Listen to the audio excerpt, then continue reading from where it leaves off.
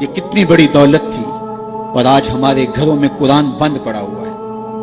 ہم نے اس کے اوپر غلاف چڑھا کے اوپر تاک پہ رکھ دیا، کبھی کبھی اٹھاتے ہیں اور اس کو جھاڑ کر کے پھر وہاں خوشبو لگا کے رکھ دیتے ہیں۔ کبھی گھروں میں قرآن کھلتا تھا، صبحوں کا آغاز قرآن کی تلاوت سے ہوا کرتا تھا، آج صبح کا آغاز فیس بک سے ہوتا ہے۔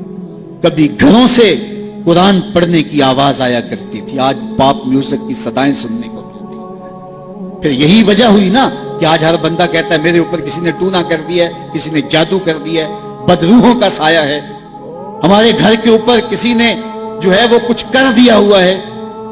میں کہتا ہوں کہ تمہارے گھر میں قرآن جو نہیں ہے پھر بدروحوں کا ہی سایہ ہونا ہے۔ اگر قرآن کی تلاوت ہوتی اللہ کی رحمت کے فرشتے اترتے، اللہ کی رحمت کا سایہ ہوتا تمہارے گھروں کے اندر، اللہ کی رحمتوں اور اس کے انوار کی بارش ہوتی تمہارے گھروں کے اندر، اور پھر کیا ہوتا ہے؟ بھاگتے ہیں عاملوں کے پاس،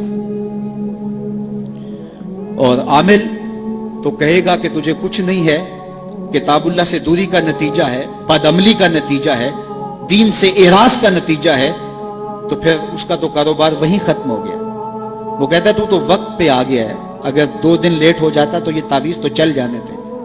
پھر مریض بن جاتا ہے ذہنی، اور جو قرآن کی چوکھٹ پہ سلامی نہیں دیتا اس کو پھر اس بابے کی، اس عمل کی چوکھٹ پہ سلامی بھی دینا پڑتی ہے اور اپنا مال بھی گوانا پڑتا ہے۔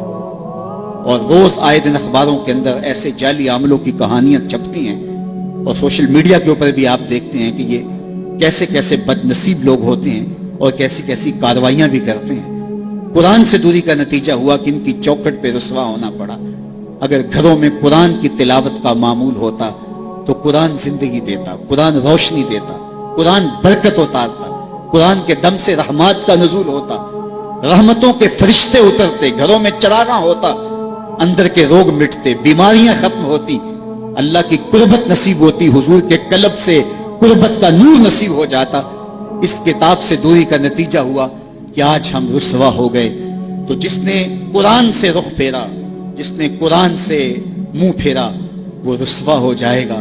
قیامت کے دن رسول اللہ صلی اللہ علیہ وآلہ وسلم اللہ کی بارگاہ میں یہ شکایت کریں گے۔ سورہ الفرقان اٹھائیے، وقال الرسول یا رب ان قوم اتخذوا هذا القرآن مہجورا۔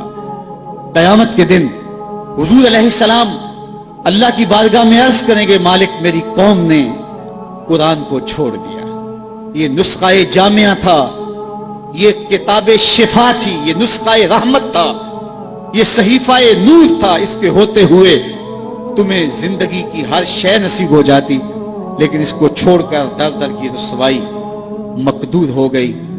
آج ہمارے اوپر اگر ظالم حکمران مسلط ہیں تو ہم دیکھیں، ہم اپنے آپ کو دیکھیں کہ ہم کہاں کھڑے۔ ہم اللہ کے دین سے رخ تو نہیں پھیر چکے، اس کے دین کو ہم چھوڑ تو نہیں چکے۔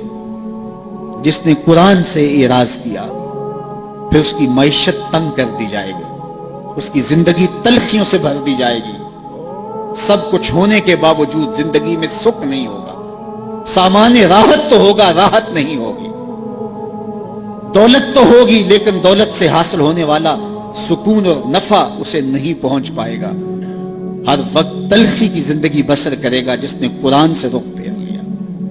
قرآن تو ہماری سربلندی کی ضمانت تھا، قرآن تو عروج کی ضمانت تھا، اللہ سے محبت کی دلیل قرآن مجید سے محبت ہے، اور قرآن مجید سے محبت کی دلیل رسول اللہ کی محبت ہے، اور رسول اللہ سے محبت کی دلیل رسول کریم کی سنت سے محبت ہے، اور رسول اللہ کی سنت سے محبت کی دلیل بدعت سے نفرت ہے۔ اگر ہم قرآن سے پیار کریں تو ہمیں اللہ کی محبتیں نصیب ہوں گی۔ تو آئیے کتاب اللہ کے ساتھ جڑ کے ہم اپنی زندگی کے اندر روشنیاں کریں۔ اچھی بات دوسروں تک پہنچانا صدقہ جاریہ ہے، ویڈیو زیادہ سے زیادہ شیئر کیجیے۔